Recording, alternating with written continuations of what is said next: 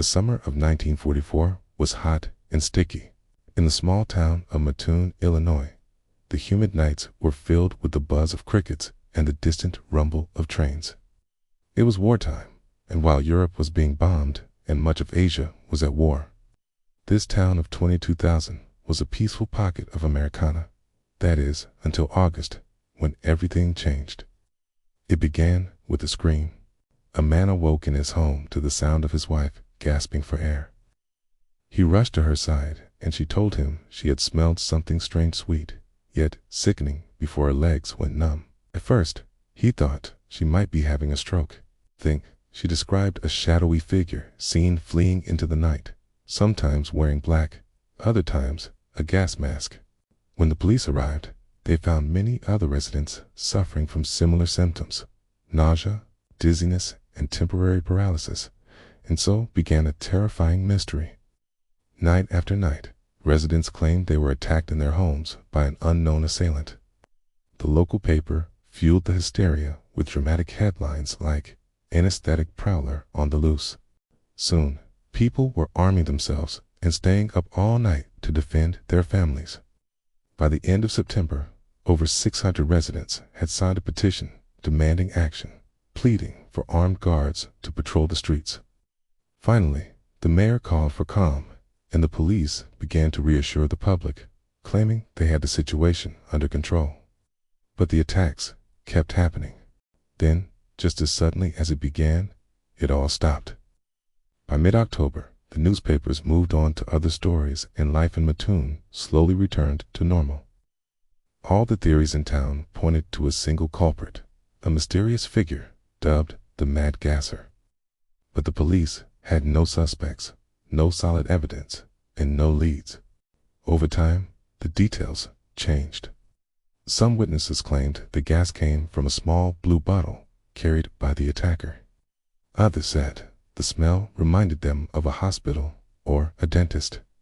And some said they saw the Mad Gasser lurking around the chemical plant at the edge of town. This wasn't helping the investigation, and the police were desperate to catch the killer. They focused on several men who had recently moved to Mattoon, hoping to find a connection. Each resident they questioned had a solid alibi.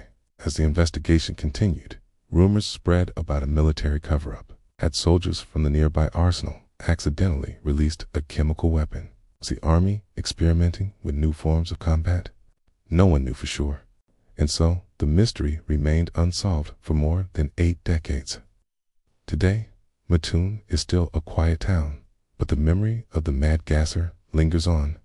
What really happened here in the summer of 1944? Was it a madman with a grudge, a military conspiracy, or something else entirely?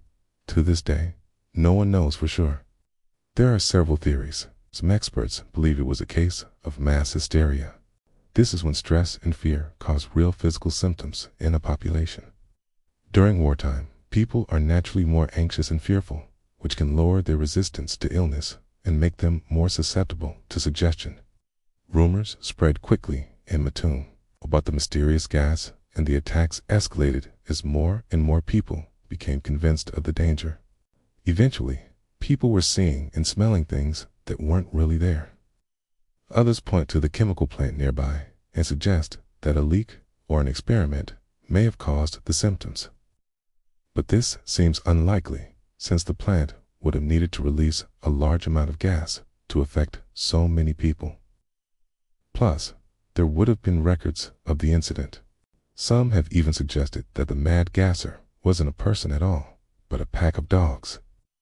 They say the canines could have inhaled the gas and then licked their victims, transferring it to their skin. While imaginative, this theory doesn't explain the footprints that were found at some of the crime scenes. So, what do you think happened in Mattoon? Let me know in the comments below. Then check out these other unsolved mysteries. Or watch this video instead. See you next time.